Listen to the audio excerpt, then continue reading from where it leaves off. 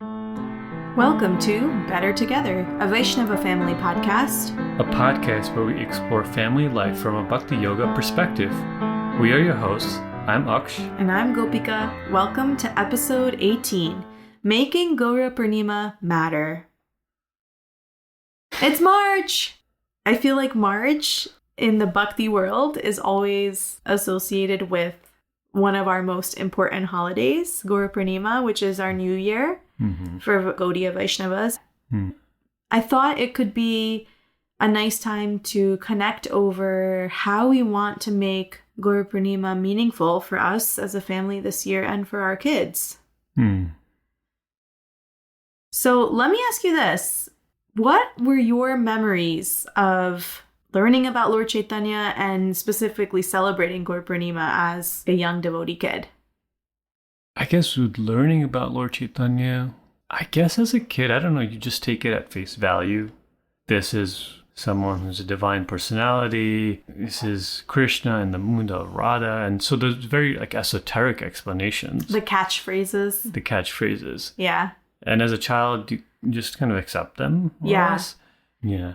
I don't think it really registered that deeply at the time. Maybe later, more in my later teens. Yeah. But one thing I would say for sure in terms of celebrating is that the holiday, it was like a big festival that wasn't big. Yeah. Do you know what I mean? 100%. Big significance, but it wasn't always celebrated in like a big hall and in a big event venue type of thing. Yeah. And I think now when I was reflecting back on this, that was like the uneasiness. I wasn't like very clear because I would always keep hearing that message that this is the most important festival of the year. Yeah. But then actually growing up in America, yeah, I didn't see it necessarily celebrated at the same level as Krishna Janmashtami or Diwali. 100%. Or any of these other festivals that might attract more of a broader base. Yeah. I totally can relate to what you're saying. I felt confused about Gaura Purrnima for many different reasons. It is one of our most important holidays. Yet, if you had an Indian friend, nobody knows who Lord Chaitanya is at all. Even many visitors at the temple, of course, ISKCON of New Jersey, our presiding main deities are Sri Sri Gauranitai, not Radha Krishna or... even Jagannath, which is a bit more universal, I would say, well-known, related to. In our family, even, if we were like, oh, we're celebrating Gaura Purrnima, no one knows what Gaura Purrnima is. Then we'd be like, oh, it's holy. Guru Purnima? No, different month. But then it'd be like, oh, okay, it's also the same day as Holi, which is like the colors thing, which is now widely known. And now it's even more mainstream. Culture, right? Holy. So yeah, definitely confusion. And then I would say to pile on top of the confusion, as kids, our connection to Lord Chaitanya was often through dramas. And if you were a little kid, you would be doing a drama about Lord Chaitanya as a little kid. I mean, the stories were really cute. Little Nimai and the Thieves. Little Nimai won't stop crying until all the ladies of Nadia sing Hare Krishna. Little Nimai and the Brahmin, right? Yes, the Brahmin stealing the offering, Jagai Madai, and Chandkazi. So not all Little Nimai pastimes, but those were like the famous ones. Right. Every festival, you'll see some group of kids doing some combination of those. But I don't feel they helped me to really connect to Lord Chaitanya in any way. It was just like, okay, we're celebrating Gaura Purrnima, we're celebrating Lord Chaitanya, Gauranitai are like the main deities on our altar. I don't really understand how they relate to Krishna. I know Krishna is Lord Chaitanya, but not everybody believes that. Not everybody knows that. It's weird. And then people also play Holi. And then there was also a yagya. I don't know if you guys did this because it was like Holi, which is the colors, but also the day signifies Holika. The day that Holika was burned and the story of Prahlad. And so they would do a yagya. I don't know, you'd have to like offer popcorn or something. Like my mom would always make this specific type of popcorn for this yagya on Gaura Purrnima. Put that all together. Not to make it even more confusing than it is. And then go to the temple for Abhishek and Kirtan and all of this. So like that was my Gaura Purrnima and Lord Chaitanya. Yeah, yeah. No, I relate to a lot of that. And yeah, I also did, a lot of the dramas. I mean, I remember getting more appreciation for Lord Chaitanya through some of the dramas, for sure. Like, in what ways, though? How did the dramas make you feel connected to Lord Chaitanya? Because I'm curious about that, right? Mm-hmm. Like, we go from this place of confusion as child, and now we're adults, we're as parents. I definitely feel way differently now. But I'm just wondering, for you, what did that journey look like? How did you find your personal connection to Lord Chaitanya? I would say through dramas and through kirtan, but at a specific time in my life. It was when I was, junior, senior in high school, maybe even early college. At that time, just reflecting more on why I do this. Mm-hmm. I was also very inspired by Ayendra Prabhu and Kirtan scene, and we could say that Lord Chaitanya's primary message was about bringing these divine names and making them available to everybody through mantras. So for me, appreciating Kirtan meant appreciating Chaitanya and the movement in that sense. Yeah. And then from the dramas, it was interesting because at that time, I actually was writing dramas from scratch. So interesting. That actually made me understand what was happening in the story. And I remember just starting to understand Lord Chaitanya's character as he was navigating these situations in life, and how he was Krishna himself, you could say, but also an exemplary devotee in the way that he behaved. And that starting to touch me, but it was only because I was really invested in the actual play that I was, helping direct. Otherwise, usually when I would act or, watch something, it was very much superficial, my engagement with it. Yeah. Yeah. But that makes sense. You're the type of person that if you're creating something, you go 1 million levels deep in it. So, but that's nice that you were able to find that connection through exploring the stories a little bit more. Yeah. What about you? Was there a time when that shift started to happen for you? I would say in college was when the shift started to happen. And I can actually remember a moment where I was really struggling with it. And we were in Bhakti Club and we were, I would say, really trying to explore our faith and have a genuine connection with it. And I had a block with Lord Chaitanya. I just couldn't understand his place in the whole thing. I just was not able to connect to him. I felt like I had a relationship with Krishna and I could understand Krishna as God and protector and friend. But Lord Chaitanya, I just couldn't spark that connection. And I actually asked this question to Bhakti Swami at one of his retreats because I was bearing such guilt about the fact that I was a Gaudiya Vaishnava technically. I just couldn't connect to one of the biggest parts of our philosophy. I just couldn't figure it out. And I was like, is it okay if I don't feel like I have a relationship with Chaitanya Mahaprabhu? And I just focus on Krishna? And his answer was so, in some ways, surprising, but also it kicked my butt a little bit to explore deeper, because his answer was basically you can't just demand a relationship with Krishna.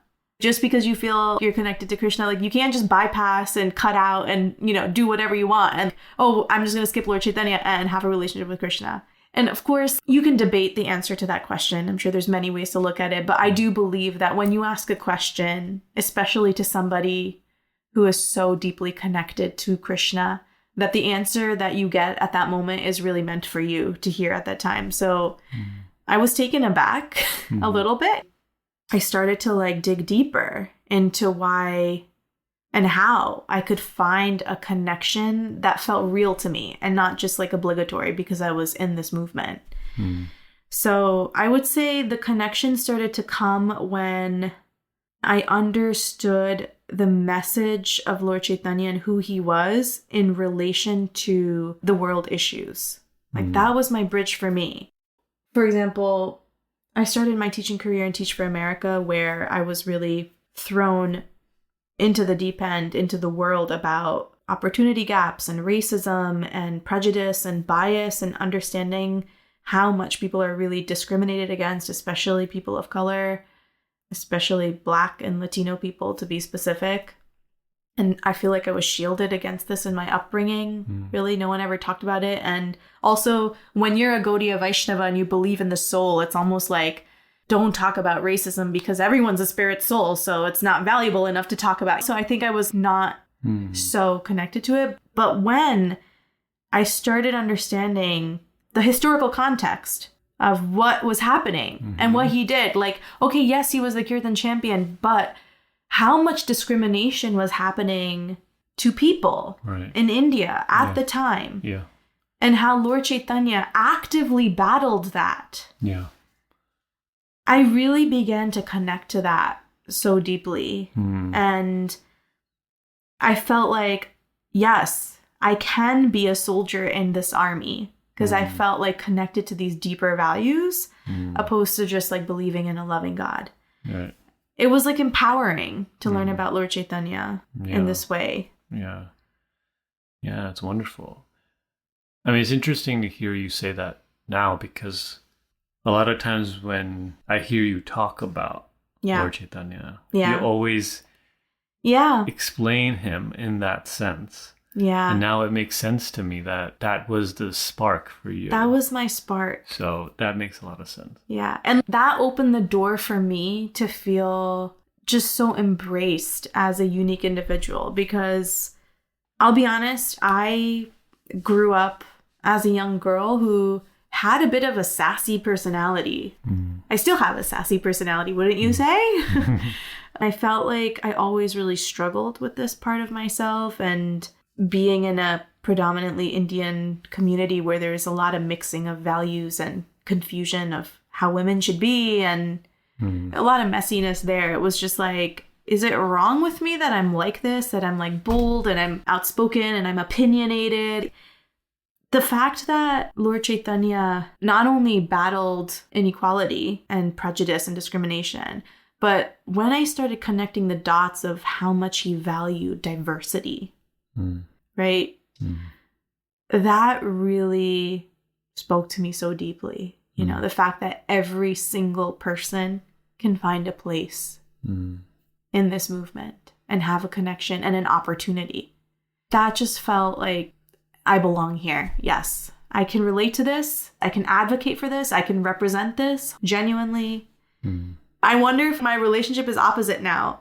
I feel like my faith on a deeper level, I feel very connected with Lord Chaitanya, because I feel his role in our tradition makes me feel so totally at home in this movement. Wonderful. I was actually thinking of this question. If we were to describe Gaudiya Vaishnavism in one word, what would that be? Wow. Pop quiz? I'm not prepared for this. So tell me your answer first, because you clearly have a word. Inclusivity. Yeah. Love that. So I can see this in a few ways. First, the mantra was made available to everybody. That was something groundbreaking at the time. Yeah. So that's, I would say, ritual inclusivity. Yeah. Then what you were getting at, so many different types of people that were encouraged, accommodated. Someone who was of the highest caste, someone who was the lowest caste, men, women, animals, different personalities, different people in different stages of life and ashramas. So social inclusivity. And then the other unique aspect is really trying to marry together the non-personal or Advaitic view, not rejecting it, but building on it, to also integrate it with the personalist view in a way to attempt to harmonize, which I would call now philosophical inclusivity. Yeah. And then the last one, bhakti inclusivity. The word bhakti literally means to share. Yeah.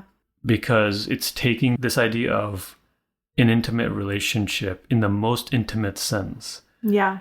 And making it the most accessible. These 4 ways you could describe inclusivity, like for me, or what make it unique. Yeah. I love that. Yeah. And I feel like the underlying thread, though, it was also like love. Like there was so much love that Lord Chaitanya gave. And I'll say this as a caveat, though, because as loving and accepting as Lord Chaitanya was, I feel there's like a realness about him, because there are some pastimes that are very confusing, right? For this loving, accepting, everyone is welcome incarnation of God, you see Lord Chaitanya many times reject people, not allow people, not associate with people. And so it's very confusing. But what I love about it actually is it's real. How you can genuinely be inclusive and loving in a human world full of different personalities and social norms and complexities is messy. It's not like a kumbaya thing, like everyone love each other and accept each other. That doesn't exist. And if that were the case, if Lord Chaitanya was like a kumbaya personality, that would be cool, but it would almost feel like unreal. But the fact that there was such a realness about him, and that gives us an opportunity to really like unpack how you can actually act in the spirit of loving and accepting one another. And it doesn't always look all lovey-dovey, you know, if you get my drift. Yeah. I was going to say that sometimes something doesn't look inclusive in the way that maybe we expect it to. Yeah. But then as we probe deeper or as we go further into the story, we realize actually it is inclusive. Like an easy example is King Pratapurudra. Yeah. He was, you could say in one sense, rejected. Yeah. Lord Chaitanya being a renunciate of his time, the social norm was for such folk to not interact with people in government, in politics. Even though this king was a very spiritual person, he still denied him the opportunity to meet him. However, later on, we realize actually he got the most special of inclusive moments. Yeah. But there's like many instances like that where it causes you to have to unpack. Yeah, sure. And go deep to try to understand how one can actually find all inclusivity and all love in all circumstances, because it's not straightforward. And I love that. That is something that I have come to discover. I didn't always understand as a child, but as an adult, the realness of it feeds my faith. So tell me this. Yeah. What do you feel like are some practical ideas for younger children to connect with Lord Chaitanya? I would venture to guess that perhaps many of them are just as confused as we were. Deeply, maybe they know the surface level stuff, but is there a way that we could share Lord Chaitanya with younger children that could help them to start connecting to this deeper stuff earlier on? Yeah, I guess certainly stories and dramas, can be very helpful. Yeah. Well, I'm just going to caveat the dramas because I think it's not just doing a drama or a puppet show. Yes. It's the way in which it's framed.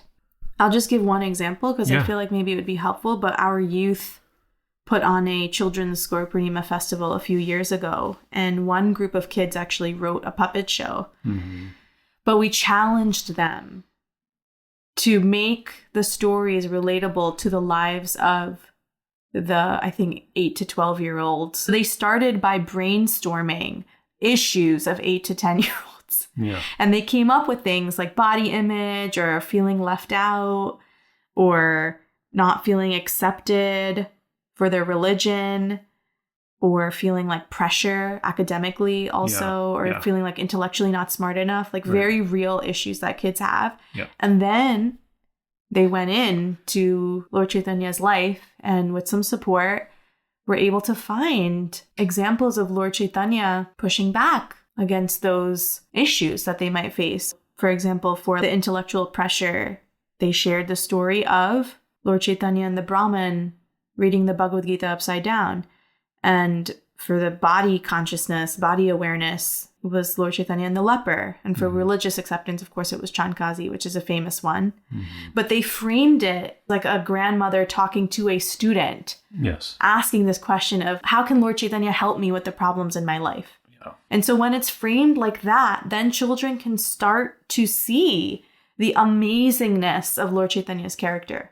Otherwise, it's like, okay, cool. He's like this saint, this really divine, esoteric personality. How does he connect to me? Yeah. You know? No, I thank you for sharing that. Yeah, I think there's stories that tend to be like entertaining and fun, and you take maybe a lesson here or there. Yeah. But when they're framed in that way where the thrust of the play is something that is directly relevant in the audience's life, what you're describing, I mean, it was amazing. I remember that. Yeah. It was very powerful. Yeah.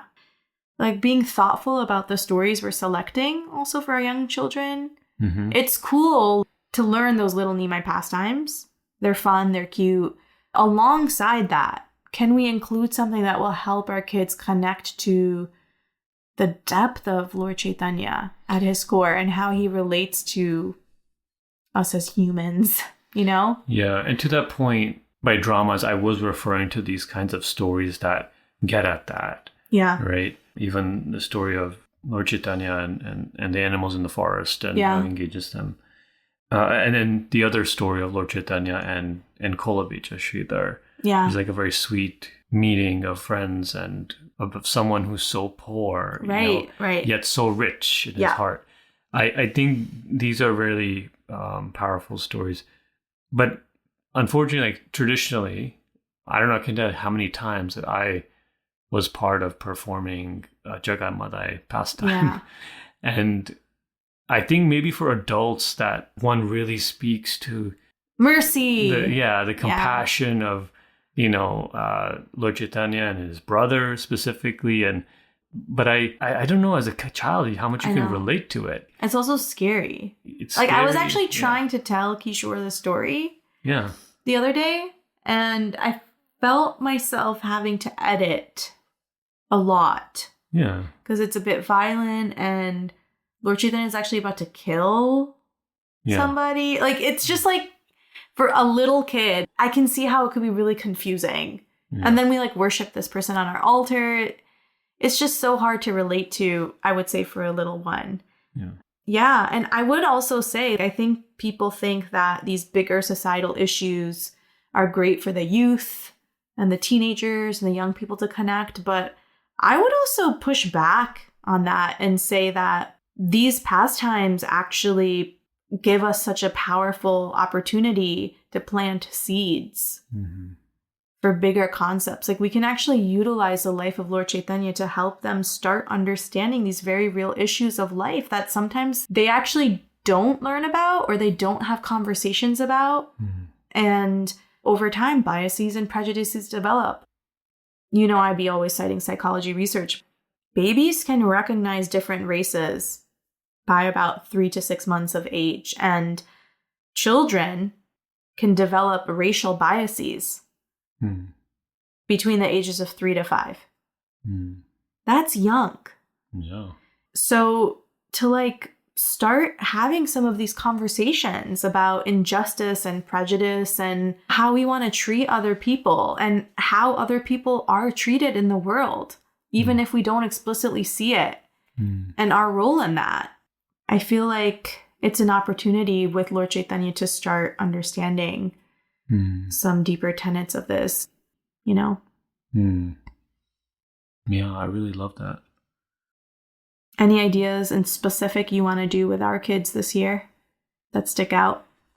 I think we should definitely do one of these stories. It would be a lot of fun. Thinking that. And I was thinking that we've got to figure out a craft. Yes.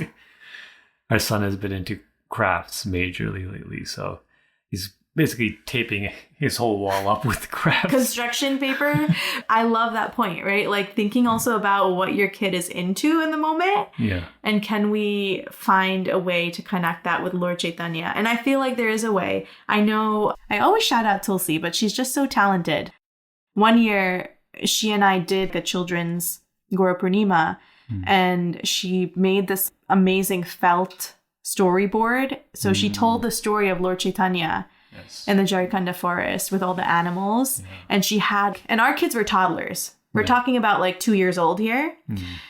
She had our 2-year-olds be like sticking up the animals and roaring and being elephants and tigers, and how Lord Chaitanya shared with each one of them. And I just thought that was such a connecting way, even for 2-year-olds, you know, like to interact with the story, to understand, because 2-year-olds are into animals and animal sounds, right? Toddlers. And also understand Lord Chaitanya, and also a deeper message of inclusivity and love for all things. I love that as an idea. Yeah. This was a nice chat. I enjoyed connecting about Lord Chaitanya. It was really nice. Yeah. And I feel like I learned more about your personal link to him, and helps me to understand why you express in the way that you do, and can also see why I express in the way that I do, because of how it's resonated for me. So yeah. It just brings me back to this universal idea that we see our world is so often shaped by our past story. And so sometimes understanding each other's story can help us appreciate how we see the faith.